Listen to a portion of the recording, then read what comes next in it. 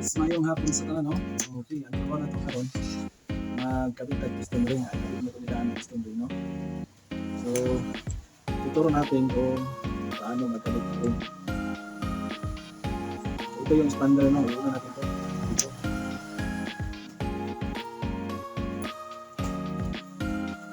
Kailangan nakabit na yung tugma nila.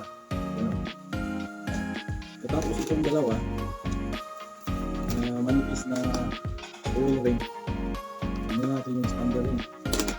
Kailangan ganun sa posisyon nila. Okay? Ayan. At dito naman yung expander ring, dito naman ang gitla niya. Nagkatalikod sila.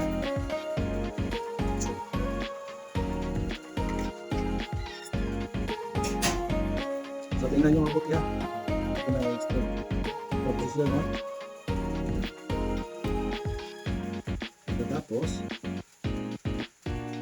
mag-about twist pa tayo. Ganun. So nandito na sa kurang ang bigla, no?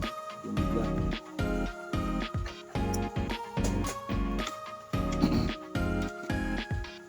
Ito tapos dito naman yung kita una yung banda sa lalim. Yung bandang lalim po. Yan. Okay, pwede naman sa iba. Sa itaas. Depende sa atin. Ayan.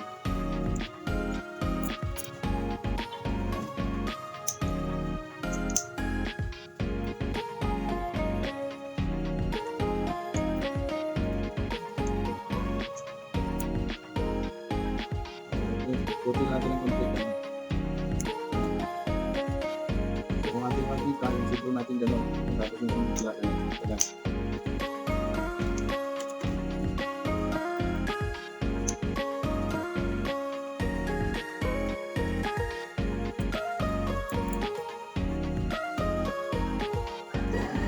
Na.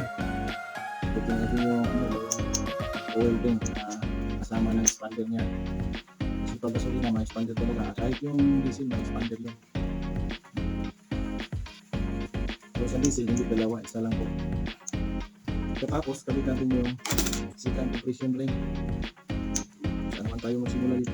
Nakita natin yung tatalikod itong dalawa. So, dito tayo sa ikutin lang po natin yung posisyon ng ring gano'n. Tapos dito tayo first sa second compression ring, dito tayo magkalapay dito.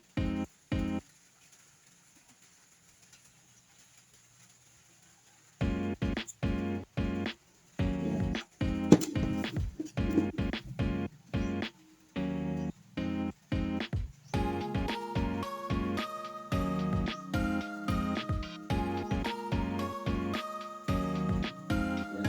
Kabit na natin.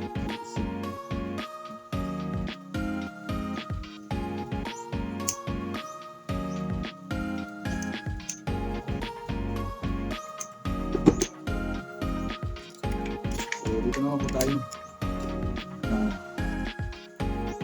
So ito naman, nakabit natin dito. Ito naman. Yan. Ito pa yung position. Tapos, harap na itong bigla. Palikot naman natin dito. Madali lang ito guys. Okay. Tapos, dito naman siya sa natin ito.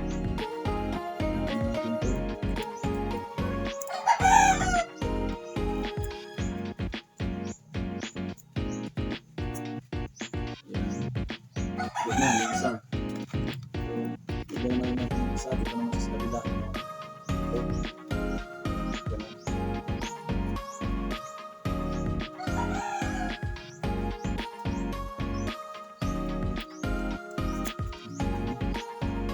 Okay. Tapos ito naman po tayo. Dito naman tayo sa bending.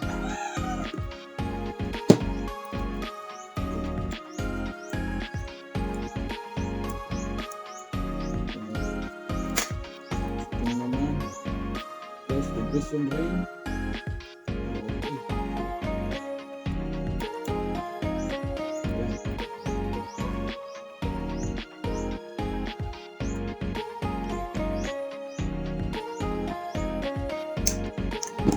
Yan natin pagkailangan kailangan kung anong ring ginagamit natin. Mas mabuti yung ano, yung magandang ring ginagamit natin yung brand. Okay, dito naman po tayo sa ano, pangatlo. Ano pa rin, yung stamping harap. Kailangan talaga ganda ng gumawa ng stamping para ganun.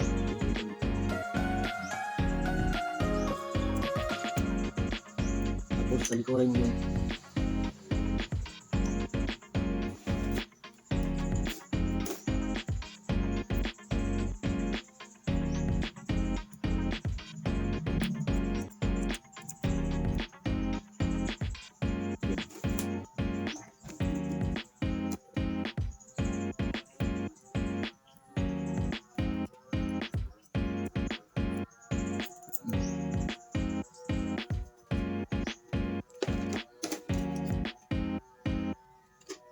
Kailangan yung marka makitaas talaga.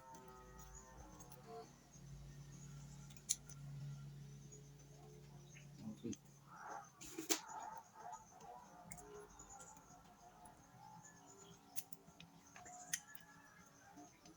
So bukas iba naman yung pagsalpak naman natin sa black, no? Kasi hintay pa natin yung ano yung conrod bearing, hindi pa dumating eh. So, pero yung crankshaft nakasit up na. So yun lang guys ang video natin sa araw na to. Maraming salamat at magandang hapon po sa lahat.